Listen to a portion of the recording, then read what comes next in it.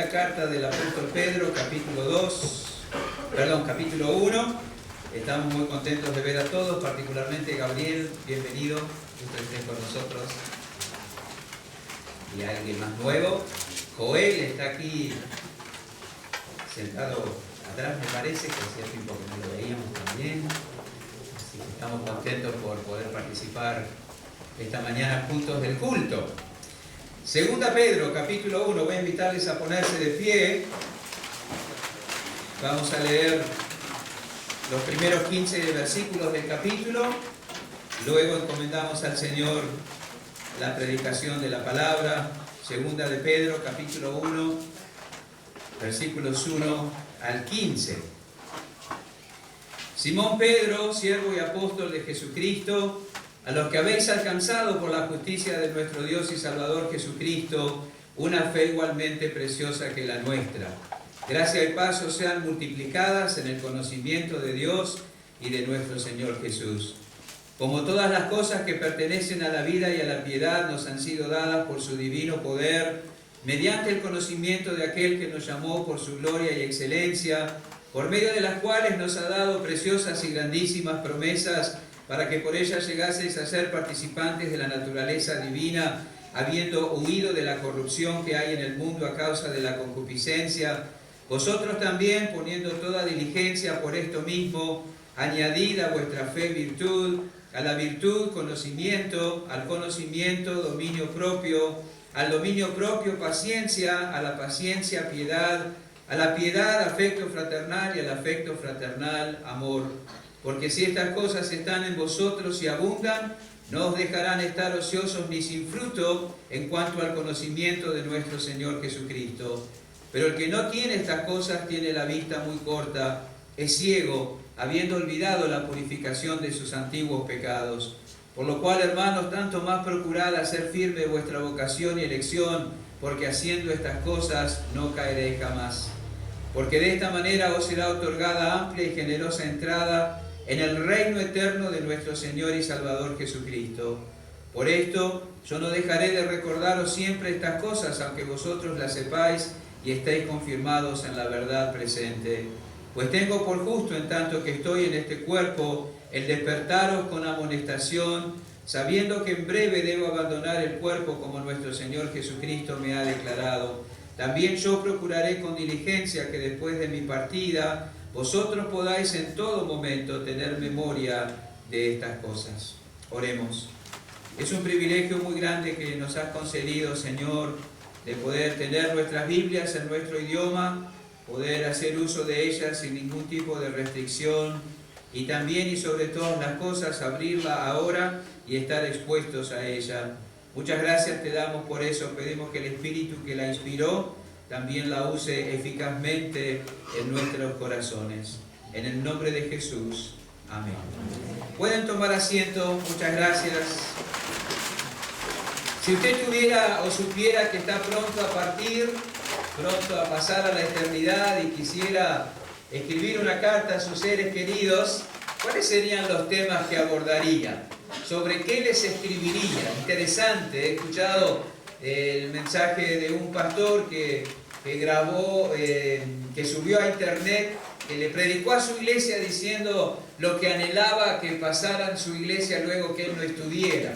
Algunas cosas importantes que recordar, algunas cosas importantes que guardar. El apóstol Pedro sabe que está pronto y próximo a morir y está preocupado por aquellos a los que ama, está preocupado por los creyentes que él conoce, está preocupado por los peligros a los que van a estar expuestos una vez que él no esté, y por esa razón escribe una carta donde no enseña cosas nuevas, él mismo lo dice, sino que por el contrario recuerda cosas que ellos ya conocen, ¿verdad? Y las deja escritas, las deja ahí plasmadas para que ellos tengan memoria, dice en su carta, y las tengan a mano. Qué importante es eso. La mayoría de nuestros errores, fracasos, desánimos en gran parte tienen que ver con recordar cosas elementales, sencillas, básicas en cuanto a la persona y la obra de nuestro Señor y Salvador Jesucristo. El apóstol Pedro escribió 2 cartas, por eso tenemos primera de Pedro y segunda de Pedro, ¿verdad? Él escribió 2 cartas a los mismos destinatarios y escribió 2 cartas él mismo en medio de circunstancias distintas, tanto cuando escribió la primera como cuando escribió la segunda. El domingo pasado prestamos atención a la forma en que Pedro identificó a los destinatarios de esta segunda carta. Lo acabamos de leer. Simón Pedro, dice ahí el versículo 1, siervo y apóstol de Jesucristo, a los que habéis alcanzado por la justicia de nuestro Dios y Salvador Jesucristo, una fe igualmente preciosa que la nuestra.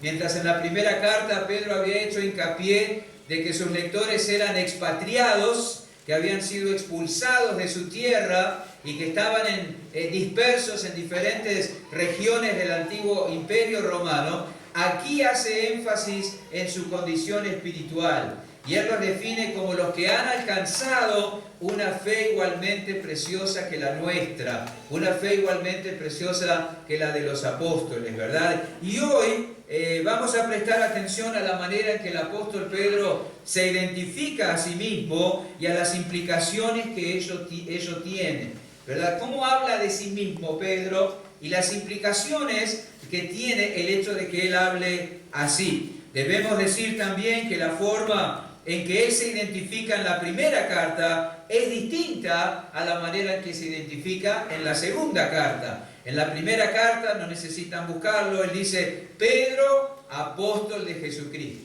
Esa es la manera que él se identifica, ¿verdad? Pero cuando vamos a la segunda carta, él dice, Simón Pedro, siervo y apóstol de Jesucristo. Esa es la manera que él se identifica. Y aquí, en esa descripción que él hace de sí mismo, antepone la palabra siervo. En 1 Pedro se define solo como apóstol, un enviado, ¿verdad?, del Señor Jesús. Alguien que ha recibido un trabajo, una tarea para realizar. Pero aquí en la segunda carta, él se define a sí mismo como siervo. Y uno puede pensar, ¿y por qué Pedro habrá considerado la necesidad de identificarse así? Si él es siervo, implica que él tiene un señor, ¿verdad? Hay cosas que van juntas, ¿no? Como, no sé, las tostadas y el dulce de leche, ¿no? El café con leche, esas cosas van juntas y seguro que cada uno tiene sus pares preferidos, pero siervo siempre va acompañado de señor. Si hay un siervo, hay un Señor, eso es inevitable, una cosa implica la otra. Y es interesante que una de las cosas o características de los falsos maestros por los que Pedro está preocupado es lo que él dice en el capítulo 2, si ustedes van conmigo ahí, una página a la derecha, en la Biblia, capítulo 2 de la segunda carta, el versículo 1 dice, hubo también falsos profetas entre el pueblo, como habrá entre vosotros falsos maestros, que introducirán encubiertamente herejías destructoras y aún negarán al Señor que los rescató. Una de las características de los falsos maestros es que negarían al Señor que los rescató. Pedro no negaría a su Señor, ¿verdad? Ya lo había negado 3 veces aquella noche cuando Jesús fue entregado. Parece que aprendió la lección. Aunque había jurado hasta con malas palabras que él no negaría a Cristo, que él se identificaría con él, que él no, ya está, con malas palabras ahí sí, con maldiciones negó que le conociera. Y eso harían los falsos maestros en su ministerio, en su trabajo. Por eso él se identifica al comenzar la carta como siervo. Jesús es mi Señor. Así que de entrada nomás Pedro deja ver su preocupación por la influencia y el daño que pueden tener y causar los falsos maestros. Ahora, para nosotros la palabra siervo no significa lo que significaba en la mente para el apóstol Pedro y tampoco para los lectores originales. Por eso, el trasfondo cultural que hay detrás de estas 2 cartas particularmente de esta, es muy importante de considerar, y vamos a tomar nota de eso al ver dos cosas relacionadas con siervo. En primer lugar, pensando en la cultura greco-romana, vamos a considerar la condición y el objetivo de los siervos. En aquel entonces, la condición y el objetivo de los siervos, porque el apóstol Pedro toma en cuenta eso al definirse él como un siervo. Él no está hablando de siervo en términos abstractos, no está dejando a la imaginación que cada uno de los lectores le dé a la palabra siervo el criterio y la definición que ellos quieran. No, cuando él habla de siervo como se consideraba en aquella cultura. Y necesitamos conocer eso, la condición y el objetivo de los siervos en aquel entonces. Eso es lo primero que vamos a considerar. Y sabemos, quizás muchos de nosotros, que la palabra que Pedro escogió para definirse es la palabra griega doulos o doulos, ¿verdad? Como uno quiera decirlo, doulos. Pedro escribe Pedro doulos de Jesucristo. Eso es como él se define a sí mismo. Probablemente muchos de ustedes también saben que la palabra doulos significa y define literalmente a un esclavo, ¿verdad? A un esclavo. Y esclavo como se concebía en aquel entonces. Pedro dice, Pedro esclavo, doulos de Jesucristo. Pedro se considera, Pedro se autopercibe un esclavo. Y esa autopercepción de Pedro no resulta de su propia imaginación, no resulta de su propio criterio, como hoy hay gente que se percibe cosas raras, pero eso sale de su propio corazón, no hay una fuente objetiva de esa percepción. Pedro tiene una fuente objetiva, algo que está fuera de él para percibirse así, y es la comprensión de lo que Cristo ha hecho y es en su vida. Él no se llama siervo como resultado del ejercicio de su propia imaginación.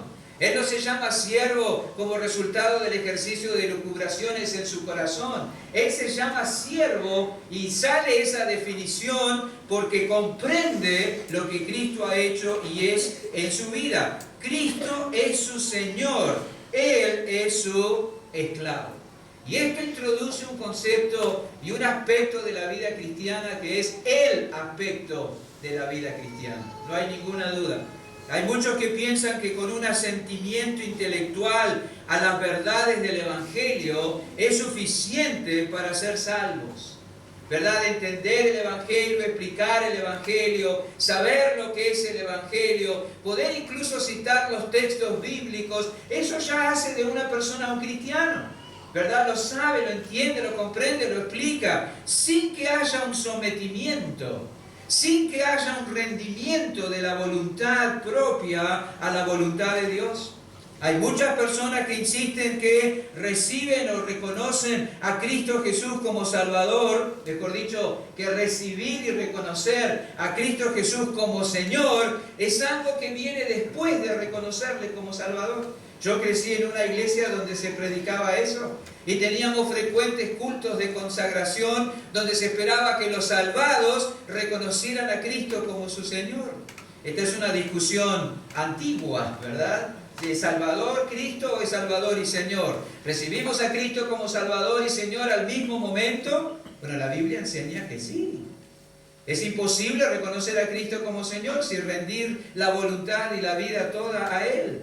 Eso es imposible. A veces hay una comprensión tardía, pero es imposible que se dilate en el tiempo. Es una verdadera conversión. Ambas cosas van juntas. ¿Recuerdan la conversión de Saulo de Tarso?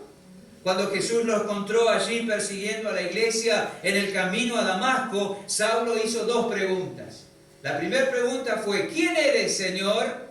Y Cristo respondió, yo soy Jesús. Y Jesús significa Salvador. Yo soy el Salvador. Yo soy tu Salvador. Yo soy el que vine para pagar por tus pecados. Yo soy Jesús. Y la respuesta a la segunda pregunta de Saulo, ¿qué fue? Bueno, Señor, gracias por salvarme.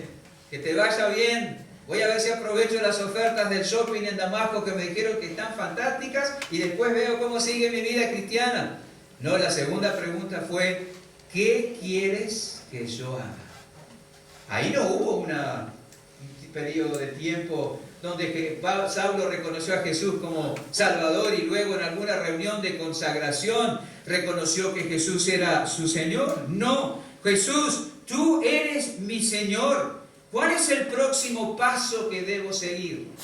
¿Qué debo hacer ahora? Ya que mi vida a partir de este momento te pertenece a ti. Lo mismo vemos en otras conversiones, ¿verdad? La conversión de los tesalonicenses dice que ellos se convirtieron de los ídolos a Dios para servir al Dios vivo y verdadero. Ahí ya está el concepto de señorío, el concepto de sumisión, el concepto de siervo. Inmediatamente se convirtieron, dejaron de vivir para sí mismos, dejaron de servir a los ídolos y se esforzaron por dejar de servir al pecado para servir al Dios vivo. Eso es una verdadera conversión. Eso es real. Esclavos, señorío, doulos, amo. Lamentablemente hay muchos que profesan conocer y confiar en Cristo como Salvador, contentos de que no están condenados, pero viviendo y manejando sus vidas como si fueran sus propios señores, ¿verdad? Sin interesarle en absoluto lo que el que le salvó piensa sobre los asuntos todos de la vida.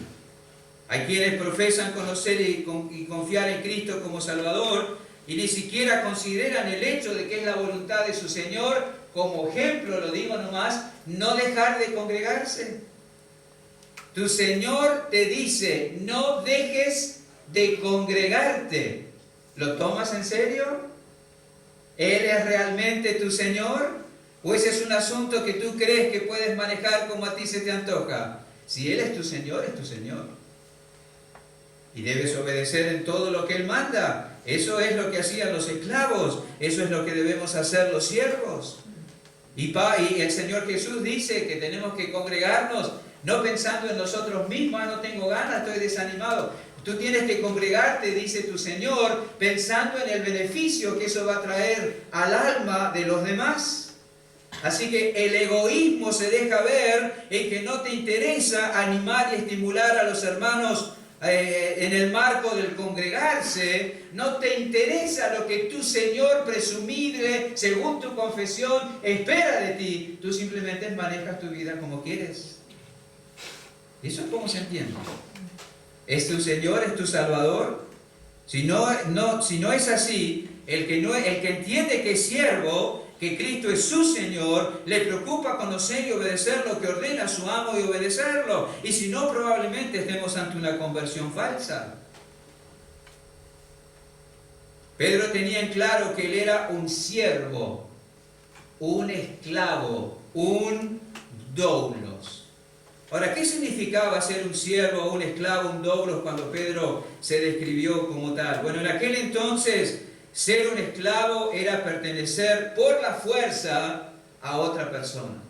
Por la fuerza porque nadie elegía voluntariamente ser esclavo. Había algunos parámetros allí, la ley también de Moisés establece algunos parámetros, pero por lo general era por la fuerza. En aquel entonces, ser esclavo era estar totalmente sujeto a la voluntad de otra persona. Al esclavo no se le permitía tener libertad ni de pensamiento ni de acción. Si se atrevía a actuar libremente fuera de la autoridad y mandato de su Señor, lo que hacía era considerado un delito. Un delito. El esclavo era considerado una cosa que pertenecía a alguien. El esclavo estaba en la misma categoría que una mesa, que una prenda de ropa o que un animal. Los romanos consideraban a los esclavos como seres sin derechos. 120 millones de personas vivían en el Imperio Romano, 60 millones de personas eran esclavos. Seres sin derechos, no tenían estatus legal, eran posesión de su amo, por eso era considerado como parte del patrimonio y era también objeto de comercialización. Un esclavo se podía comprar, se podía vender, se podía canjear y el amo hasta podía disponer de su vida, si fuera necesario. podía disponer de su vida. Cuando consideramos lo que implicaba ser un esclavo en aquel entonces, seguramente nos impacta aún más lo que leemos en la carta de Pablo a Filemón, ¿verdad? Qué precioso saber ese trasfondo y lo que pasó en la vida de estos dos hombres, ¿verdad? Por la intermediación de Pablo. Onésimo era un esclavo fugitivo. Ser un esclavo fugitivo era un gran delito. Cuando los agarraban, permítanme la expresión, no tienen garra las personas, así que no sé cómo agarran, pero cuando los agarraban, los apresaban, les marcaban la frente para que todos supieran que había cometido un delito. Y si alguien se atrevía a proteger a un esclavo fugitivo, iba a tener serios problemas con la ley. Pablo se arriesgaba cuando él acogió a Onésimo. Filemón podía castigarlo severamente, pero ¿qué hizo Pablo? Lo envió de nuevo a su amo. Uno diría, no lo mates de nuevo, lo van a matar. Pero había ahí una cuestión espiritual, ¿verdad? Pablo lo envió de nuevo a su amo y le pide al amo que lo reciba y lo perdone. A un esclavo. Y no solo eso, no solo le pide que lo reciba, sino que lo reciba no como esclavo, sino como hermano en la fe. Porque Pablo lo había concebido espiritualmente en la cárcel a Onésimo. Aquello era revolucionario. Nosotros lo leemos así como quien lee el diario, pero realmente hay un trasfondo impactante en esa historia. Pablo no se levantó contra la esclavitud. La iglesia nunca se levantó contra la esclavitud. Pero creyó que la predicación del evangelio y la transformación de los corazones terminaría con la esclavitud. Por eso no hay que salir a pelear a la calle por leyes injustas y esas cosas. Eso no cambia nada. Hay que predicar el evangelio. Eso cambia los corazones. Eso es. Ahora, a la luz de todo esto, ¿cuál piensan ustedes que sería el objetivo principal de todo esclavo? ¿Cuál sería el objetivo? No es para que me contesten oralmente, pero pensemos. ¿Cuál sería el objetivo principal de todo esclavo? Era posesión de su amo. Su amo tenía derecho aún de quitarle la vida. No podía tener libertad de acción. El bienestar del esclavo tenía que ver con la buena voluntad del amo. ¿Cuál sería el objetivo? Por supuesto que el objetivo de todo esclavo era complacer en todo tiempo a su amo. ¿Para que le fuera bien? Si complacía a su amo todo tiempo, si contribuía al bienestar del hogar del amo, a las tareas del amo, al patrimonio del amo, a la tranquilidad del amo, entonces eso también redundaría en su propio bienestar. Y era el anhelo de los esclavos complacer en todo a sus amos. El apóstol Pablo escribió a los siervos algo teniendo eso en mente, Colosenses capítulo 1, no pierdan Colosenses capítulo 3. Colosenses capítulo 3, versículo 22. Siervos, dice Colosenses 3, doulos, esclavos, obedeced en todo a vuestros amos terrenales, no sirviendo al ojo como los que quieren agradar a los hombres. Veo que hay gente que está barriendo en una casa y está mirando si lo miran.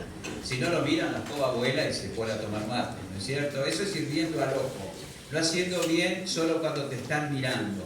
Dice, no sirviendo al ojo como los que quieren agradar a los hombres, sino con corazón sincero, temiendo a Dios, y todo lo que hagáis, hacedlo de corazón, como para el Señor y no para los hombres, sabiendo que del Señor recibiréis la recompensa de la herencia, porque a Cristo el Señor servís. Ese era el objetivo de los esclavos, complacer en todo a los amos, hacer todo bien. Hacer todo con excelencia, hacer todo con propiedad, hacer todo con esmero. Pero fíjense que Pablo los anima a levantar la perspectiva. Hagan todo buscando complacer al Señor. ¿Verdad? Esa es la perspectiva de todo creyente. Tomemos nota del pasaje paralelo a este en la carta a los Efesios, capítulo 6. Pasaje paralelo de Colosenses, Efesios capítulo 6, versículo 5. Siervos, obedeced a vuestros amos terrenales con temor y temblor, con sencillez de vuestro corazón como a Cristo, no sirviendo al ojo como los que quieren agradar a los hombres, sino como siervos de Cristo, de corazón, haciendo la voluntad de Dios, sirviendo de buena voluntad como al Señor y no a los hombres, sabiendo que el bien que cada uno hiciere, ese recibirá del Señor, sea siervo o sea libre. 2 veces dice, versículo 5, como a Cristo, versículo 7, como al Señor. Interesante la perspectiva. No le dijo, libérense de sus amos. No, sírvanles como lo harían al Señor. Ese era el mandato. Complázcanlos en todo como deben complacer al Señor. Fíjense, no dice que sirvan al Señor como sirven a sus amos, sino que sirvan a sus amos como sirven al Señor. Hay una diferencia, ¿verdad? Eso es la perspectiva que Pablo les da. Y Pedro se define doulos de Jesucristo. Él es mi Señor. Mi objetivo es complacerle en todo. En todo. Debemos tener en claro que cuando hay una verdadera conversión, hay un cambio de gobierno en la vida del arrepentido. Cuando uno va a Cristo y confía en Él como su Salvador, por la gracia de Dios, hay un cambio de gobierno. Ya el pecado no es mi Señor. Ahora mi Señor es Cristo. Qué engañada que está la gente que no conoce a Dios, que piensa que hace lo que quiere con su vida. En realidad hace lo que el pecado le dice, ¿verdad? Son esclavos del pecado. Pero cuando vamos a Cristo hay un cambio de gobierno. Ya no quiero servir al pecado. La Biblia me declara que ya puedo no servir al pecado, porque he muerto al pecado. El pecado está en mí. Usted no piense que su pecado murió. Usted no se atreva a pensar de que en algún momento el pecado lo va a dejar tranquilo. Usted no crea que en algún momento de su vida se aprende más versículos de memoria, o viene más tiempo a la iglesia, o se le concede algún ministerio, o escucha más predicaciones, o pasa más tiempo en oración, el pecado se va a morir. El pecado va a guardar toda su fuerza y toda su maldad en los secretos de su corazón. Esa dinámica está ahí para siempre. Pero ¿qué ha pasado? En Cristo yo morí al pecado. El pecado no muere, pero yo morí al pecado. Y cuando Él se levanta y me dice, Julio, haz esta cosa, yo estoy muerto. No le hago caso. Pero Cristo dice, Julio, Señor, eso es. Eso es un cambio de gobierno. Ya no servimos al pecado. Puede gritarme todo lo que quiera, pero ya no es mi Señor. Mi Señor es Cristo. Y no dudemos que nuestro crecimiento espiritual, el desarrollo hacia la madurez, mi santificación, depende de que yo entienda y viva de acuerdo a eso.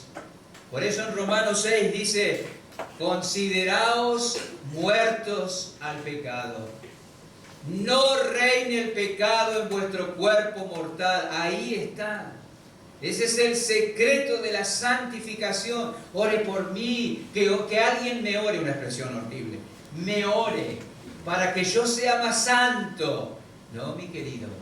Cree lo que dice la Biblia, que tú moriste al pecado y vives de acuerdo a esa realidad. Ahora tu Señor es el Señor Jesús. Y no solo eso, solo tomando nuestra posición de esclavo y viviendo de acuerdo a eso, disfrutamos de verdadera libertad. Esa es la condición y el objetivo de los esclavos. Y Pedro se identificó con eso. No tengo derechos, mi vida es complacer a mi Señor.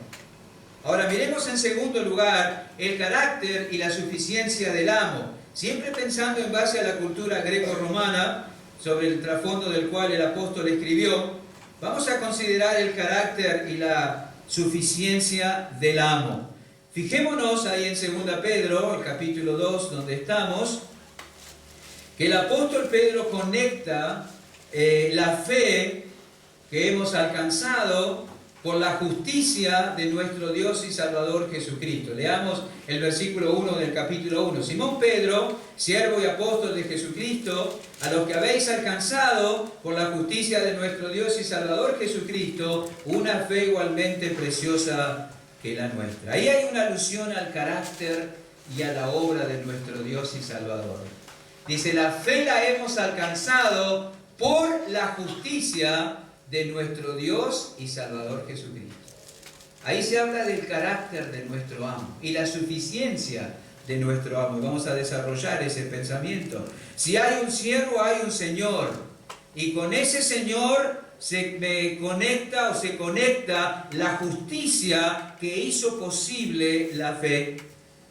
De aquí se nos dice que si Dios no fuera justo, jamás hubieran los lectores de Pedro y el resto de los apóstoles haber alcanzado una fe preciosa. Aparte de la justicia de Dios, jamás ninguno de los creyentes podríamos haber alcanzado esa fe preciosa. ¿De qué serviría la fe sin la justicia de Dios? ¿Qué clase de fe tendríamos o de qué clase de fe estaríamos hablando si no estuviera en un Dios justo? Sin la justicia de Dios, ¿cuál sería la base de nuestra confianza? ¿Se imagina? En la antigüedad y aún hoy hay quienes han puesto su confianza en objetos y personas indignas. Han puesto su confianza en objetos y personas de moral aberrante, de moral aborrecible. Hoy en día, si ustedes miran los informativos, tenemos personas enfermas y muertas por haber puesto su confianza en una persona indigna de esa confianza. Piensen en las religiones antiguas, los que confiaban en Moloch y en Quemos, que pedían el sacrificio de sus bebés por fuego. Piensen en Afrodita, que quienes le brindaban culto participaban de la prostitución en el templo. Piensen en los que adoran a San la Muerte. Piensen en los que participan en los ritos y las ceremonias del ocultismo, del esoterismo, indignos de toda confianza. Pero nuestro Dios es digno de nuestra confianza.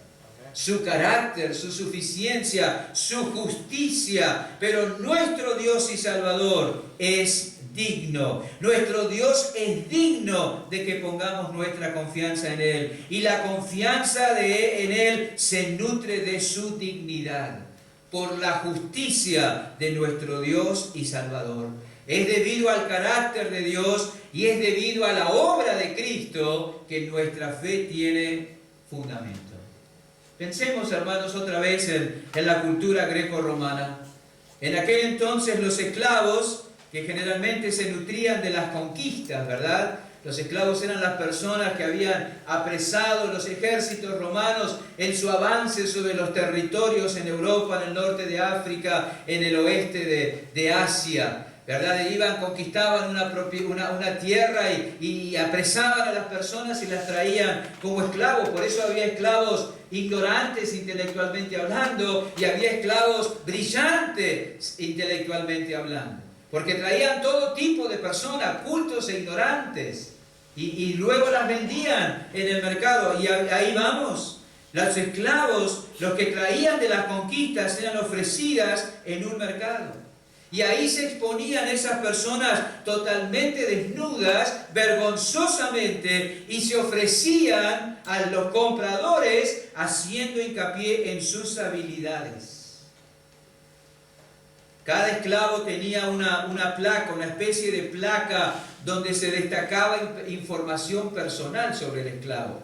La procedencia, el estado de salud y las habilidades que el esclavo podía desarrollar. Y por supuesto, los que se acercaban al mercado buscando comprar eran personas pudientes.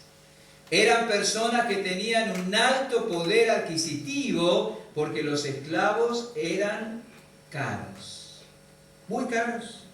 Solo los esclavos débiles e inútiles, los enfermos y los que no servían para nada eran baratos. Les bajaban el precio para poder venderlos. No cuando usted va al puesto y dice, mire, estas manzanas están un poquito, salen más baratas, para que se vayan pronto, ¿no? Algo de eso hacían con estas personas. Los esclavos eran caros y solo los podían comprar quienes tuvieran solvencia económica. Pedro era siervo, esclavo de Cristo.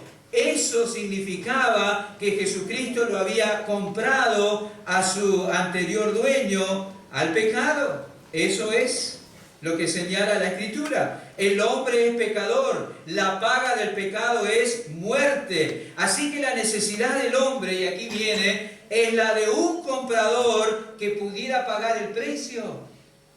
¿Y cuál era el precio que había que pagar? La muerte. Para librar al esclavo del pecado hay que pagar con la muerte. Así como el que iba al mercado en Roma tenía que tener solvencia y capacidad para comprar el esclavo, así el que fuera a librar al esclavo del pecado, comprarlo, tenía que estar dispuesto a pagar el precio, la muerte. Tenía que ser uno que no tuviera que morir por su propio pecado. Uno que no tuviera que pagar por su propia libertad, sino uno que tuviera tal solvencia, y ahí solvencia podría ser cambiado por justicia, uno que tuviera tal justicia que pudiera pagar por la justicia que el otro no tenía. Eso es. Todo hombre es esclavo. Necesitamos un comprador, y el pago que tiene que hacer efectivo es la muerte. Y nuestro comprador es el Señor Jesús. Hebreos capítulo 2, unas páginas a la izquierda, conocemos el texto. Dice versículo 9, Hebreos 2: pero vemos a aquel que fue hecho un poco menor que los ángeles, a Jesús, coronado de gloria y de honra a causa del padecimiento de la muerte, para que por la gracia de Dios gustase la muerte por todos. La solvencia, el carácter, la solvencia de nuestro comprador. La Biblia hace uso de una palabra hermosísima y dulce al alma para definir a aquellos que pagan un precio en bien de otros. ¿Cuál es esa palabra? Redentor. Redentor. Cuando hablamos de redentor, hablamos del pago de un precio para obtener un beneficio para otro. El que compra tiene que tener la capacidad de pagar, tiene que tener la capacidad de asumir el costo, y solo Dios puede asumir el costo que Él mismo determinó para librar al esclavo del pecado. Solo Dios puede hacer eso, nuestro Dios y Salvador Jesucristo. La paga del pecado es muerte, y la muerte es separación. Para no ser separados de Dios, deberíamos ser eterna, continua y perfectamente obedientes a Dios. Algo imposible. Eterna, continua y perfectamente. Si no queremos experimentar la separación eterna, nuestra obediencia a Dios tenía que ser eterna, continua y perfectamente completa. Imposible para el pecador. El pecado separa, es la obediencia la que reconcilia. La injusticia separa, es la justicia la que reconcilia. Solo ha habido un hombre cuya obediencia ha sido perfecta, es Cristo. Y por lo tanto es el único que tiene la capacidad de liberar a los esclavos del pecado. Solamente Él, poniendo su vida perfecta como sacrificio para pagar la compra, es la manera de obtener la libertad. Al que no conoció pecado, por nosotros lo hizo pecado, para que nosotros fuésemos hechos justicia de Dios en Él. Y si todavía estamos en Hebreos, vayamos al capítulo 9, versículo 24. Hebreos capítulo 9, versículo 24. Dice: porque no entró Cristo en el santuario hecho de mano, figura del verdadero, sino en el cielo mismo, para presentarse ahora por nosotros ante Dios, y no para ofrecerse muchas veces, como entra el sumo sacerdote en el lugar santísimo cada año con sangre ajena, De otra manera le hubiera sido necesario padecer muchas veces desde el principio del mundo, pero ahora, en la consumación de los siglos, se presentó una vez para siempre por el sacrificio de sí mismo. ¿Y por qué pudo ese sacrificio quitar del medio el pecado? Porque era el sacrificio y la ofrenda de una vida perfectamente obediente, perfectamente justa. Una sola vida tomada en pago del rescate de millones. Y de la manera que está establecido para los hombres que mueran una sola vez y después de esto el juicio, así también Cristo fue ofrecido una sola vez para llevar los pecados de muchos y aparecerá por segunda vez sin relación con el pecado para salvar a los que le esperan. Él es el único que puede comprar. Él es el único que pudo sacarnos del mercado. Él es el único que pudo librarnos de nuestro amo cruel. Él es el único que pudo llevarnos a la casa del Padre e introducirnos como hijos para vivir en comunión y servicio. Aparte de la justicia de Cristo, el hombre no tiene esperanza alguna. Ninguna. Por eso dice, por la justicia de nuestro Dios y Salvador. Ahora, volviendo ahí a 2 Pedro, no podemos ignorar la mención que Pedro, o la manera que Pedro se refiere a nuestro comprador. Dice el versículo 1, Simón Pedro, siervo y apóstol de Jesucristo, a los que habéis alcanzado por la justicia de nuestro Dios y Salvador Jesucristo. La construcción gramatical es muy importante allí. Dice, nuestro Dios y Salvador Jesucristo. Pedro no está mencionando a dos personas allí. No está mencionando a dos personas. Gramaticalmente, ambos sustantivos, Dios y Salvador, están ligados a un solo pronombre, al nuestro. Dice, nuestro Dios y Salvador. Ese pronombre afecta a los dos sustantivos. Está hablando de una sola persona. Nuestro Salvador Jesucristo es Dios. Fíjense la diferencia con el versículo 2. Gracia y paz sean multiplicadas en el conocimiento de Dios y de nuestro Señor. Ahí sí está hablando de dos personas distintas. Pero en el versículo 1 no. El nuestro afecta al Dios y el nuestro afecta al Salvador. Es el Dios hombre, el Dios Salvador. Y recuerden que Salvador es la traducción o la implicación del nombre Jesús. Él es nuestro comprador. El Dios Salvador es nuestro comprador. Vaya que sí que tiene solvencia, ¿verdad? Él no va a decir, ay, no me alcanza. No me alcanza para comprar a Mateo, no me alcanza para comprar a Gabriel, no me alcanza para comprar a Ana. ¿Cómo hago? ¿Me da para algunos y no para todos? No. Su solvencia es eterna, ¿verdad? Él tiene solvencia. Ningún hombre común podría haber asumido el costo jamás.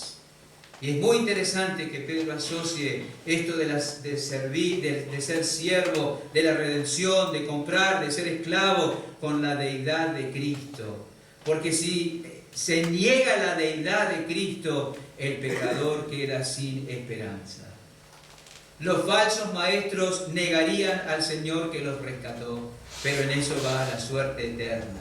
Juan capítulo 8, vayan ahí un segundito, si no llegan, escuchen la lectura nomás. Juan capítulo 8, versículo 24. Juan 8, 24. Por eso os dije que moriréis en vuestros pecados, porque si no creéis que yo soy,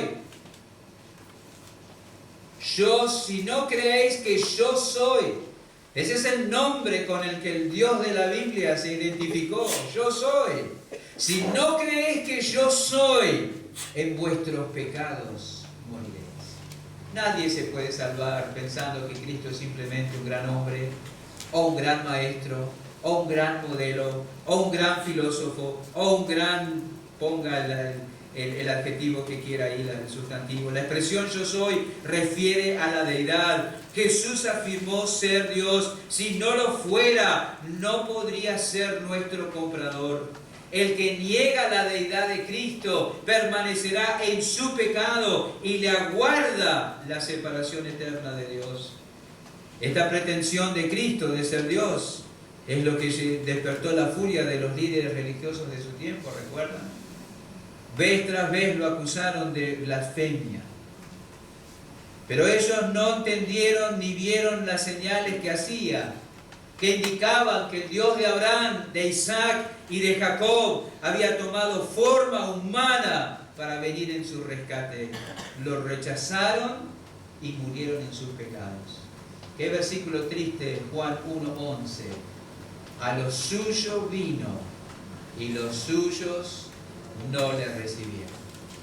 Terrible.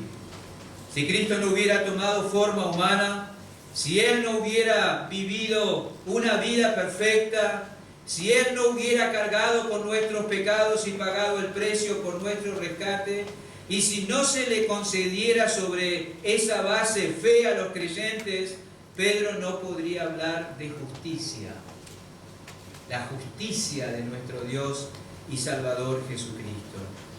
Dios no hubiera podido, mejor dicho, si Cristo no fuera perfectamente Dios, no hubiera podido soportar la ira de Dios en el Gólgota.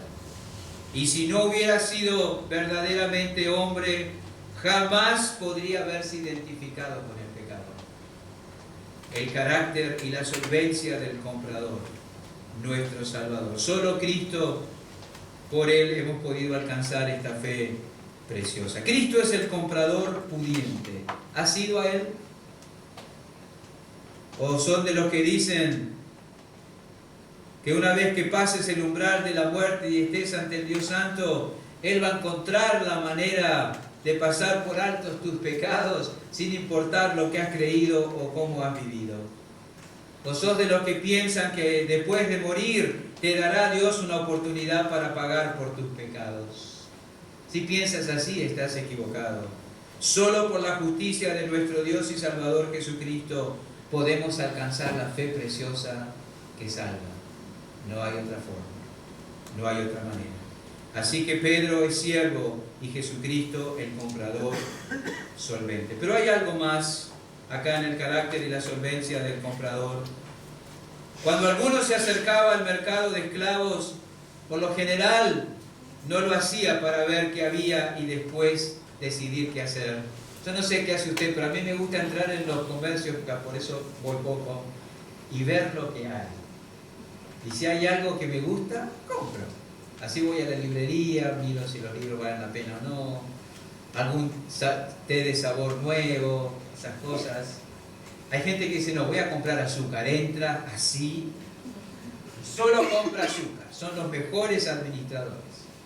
Pero hay gente que no, como yo, que va mirando acá, allá, y los anzuelos están ahí, tic, tic, tic, tic, y uno compra muchas cosas que quizás a veces no necesita, ¿no? Pero cuando iban al mercado de esclavos no era así. La gente rica no iba al mercado y decía, bueno, vamos a ver qué hay. Vamos a ver qué hay en oferta hoy, vamos a ver qué nos podemos traer a casa. No, generalmente los compradores iban con algo definido en la mente. Iban buscando lo que necesitaban. Algunos iban buscando a alguien que trabajara en el campo. Otros iban buscando a alguien hábil para criar ganado. Otros iban buscando a alguien capacitado para llevar las finanzas de la familia. Otros iban buscando un esclavo que pudiera educar a sus hijos. Otros iban buscando a una persona que pudiera mantener el jardín. Otros iban buscando a alguien que pudiera limpiar la casa y cocinar. Y compraban lo que necesitaban. Invertían dinero en alguien de acuerdo a su habilidad y de acuerdo a su utilidad. Alguien tenía la habilidad que él buscaba, entonces lo compraría. Y pensemos en esto, hermanos. ¿Qué capacidad había en nosotros que motivó a nuestro comprador comprarnos? ¿Qué capacidad? ¿Qué necesitaba Dios de ti o de mí para comprarme? No fue por lo que vio o en ti o en mí que me compró, simplemente porque Él lo quiso. Solamente por eso, nada más. No te creas que te salvó porque te necesitaba. Te salvó simplemente porque quiso hacer. Nada más. 1 Corintios capítulo 1. Deberíamos leerlo con frecuencia para recibir 2 o 3 cachetazos espirituales y volvernos a poner en el eje. 1 Corintios capítulo 1, versículo 26. Pues mirad, hermanos, vuestra vocación, que no sois muchos sabios según la carne, ni muchos poderosos, ni muchos nobles, sino que lo necio del mundo escogió Dios para avergonzar a los sabios, y lo débil del mundo escogió Dios para avergonzar a lo fuerte, y lo vil del mundo y lo menospreciado escogió Dios, y lo que no es para deshacer lo que es. No pienses, uy, estoy en la iglesia entre los necios. Tú eres un necio. Estoy en la iglesia entre los débiles. Tú eres un débil. Estoy en la iglesia entre los viles. Tú eres un vil. Dios te escogió por ser así. Y lo dice acá, a fin de que nadie se jacte en su presencia, mas por Él estáis vosotros en Cristo Jesús, el cual nos ha sido hecho por Dios sabiduría, justificación, santificación y redención, para que, como está escrito, el que se gloría, gloríese en el Señor. Un esclavo valía por su utilidad, pero si era inútil no valía nada. Pablo hace ese juego de palabras en la carta a Filemón. Antes te era inútil y ahora te es útil. Era la moneda de cambio y el criterio para pensar acerca de un esclavo. El valor estaba relacionado con lo que le podía aportar a su comprador y a la familia, como una herramienta. ¿Qué bien le podemos proporcionar nosotros a nuestro Dios? ¿En qué podemos contribuir a su bienestar? En nada. Entonces cabe la pregunta, ¿por qué estuvo dispuesto a pagar semejante precio para comprarnos? ¿Por qué? 1 Pedro, capítulo 1, versículos 18 y 19. Sabiendo que fuisteis rescatados, eso viene del mercado de esclavos, del siervo, del comprador, todo lo que estamos hablando, la palabra rescate, no es el grupo ahí, bueno, rescatados, sabiendo que fuisteis rescatados de vuestra vana manera de vivir, la cual recibisteis de vuestros padres, no con cosas corruptibles como oro o plata, sino con la sangre preciosa de Cristo, como de un cordero sin mancha y sin contaminación. ¿Por qué estuvo dispuesto Cristo a sufrir una humillación tan humillante? ¿Por qué estuvo Cristo dispuesto a pagar con su sangre preciosa? ¿Por qué la muerte del Dios encarnado? El pago, el precio que tuvo que pagar no tenía que ver con nuestra valía, hermanos. Tenía que ver con la gravedad del pecado. Por eso tuvo que pagar lo que pagó. Hay gente que dice, no, fíjate el valor que vos tenés para Dios. No le vayan a decir eso a los niños, no le vayan a decir eso a los niños. Tenés mucho valor para Dios. Fíjate que Cristo pagó con su sangre por ti. No es por la valía, es por lo grosero del pecado, por lo horrendo que el pecado es para Dios. No por el valor del pecador, sino por lo abominable del pecado. No es por lo precioso que tú eres, que Cristo pagó con su sangre por tu redención, sino por la gravedad de tu pecado delante de Él. Por eso se pagó ese precio. El pecado es tan grave, el pecado es tan serio, el pecado es tan sucio, que solo la sangre preciosa de Cristo puede resolverlo. Que solo la sangre preciosa de Cristo puede quitarlo, que solo la sangre de Cristo puede limpiarnos de Él, y eso para siempre, para siempre.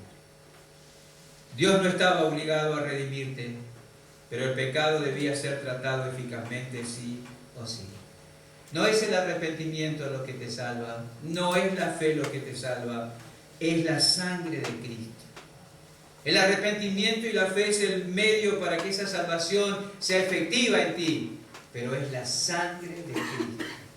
Así que no midas la seguridad de tu salvación por las lágrimas y los detalles del arrepentimiento. Se arrepintió, mirá cómo llora. La fe, no, es el valor de la sangre. ¿Y qué pasaba con los esclavos comprados?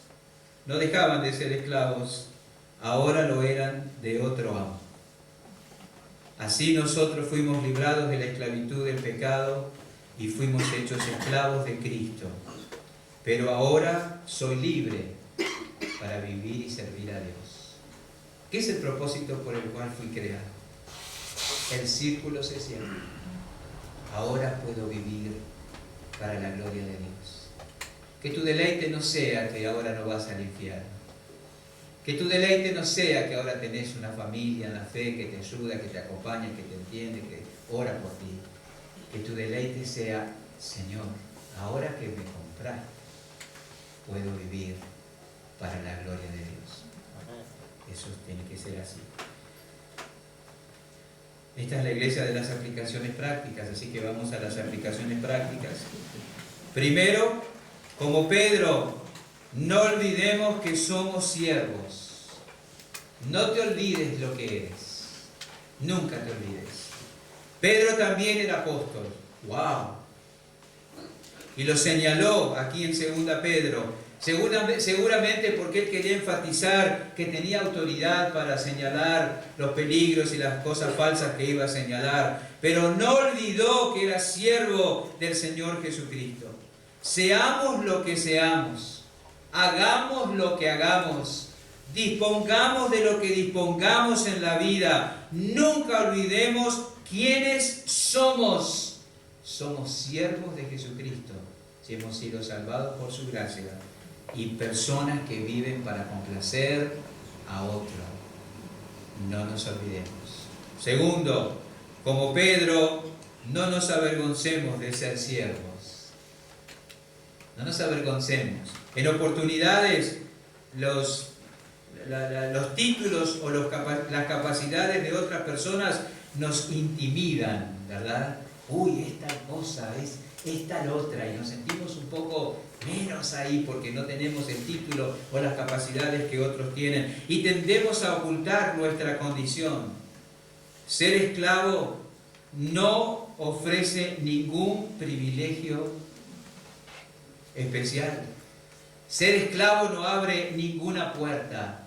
Ser esclavo no facilita ninguna cosa. Pero qué glorioso es estar al servicio del Señor y Salvador Jesucristo. Mayor gozo que ese no puede haber. Qué privilegio haber sido comprados por Él, haber sido introducidos en la casa del Padre para tener comunión y servir. Mejor es ser un siervo de Dios que un señor en el reino de las tinieblas. Y por último, como Pedro, no tengamos en poco el precio que pagó Jesucristo para hacernos sus siervos. La sangre preciosa de Cristo. Qué alto costo. De no saber o de no haber sido, como vimos el domingo pasado, alcanzados y que se nos dé el alcanzar esa fe, seguiríamos rumbo a la perdición. Pero nuestro Salvador, nuestro solvente Salvador, estuvo dispuesto a pagar lo que fuera para comprarnos y para liberarnos. Recordar esto hace que no tengamos nada de qué jactarnos y que solamente nos gloriemos en nuestro Señor. No nos olvidemos del alto costo. Oremos. Gracias, Padre, por darnos la oportunidad de escudriñar, mirar la Escritura. Gracias por haber guiado al apóstol a escribir esta carta, y recién estamos en los comienzos y seguramente apenas en la superficie. Gracias.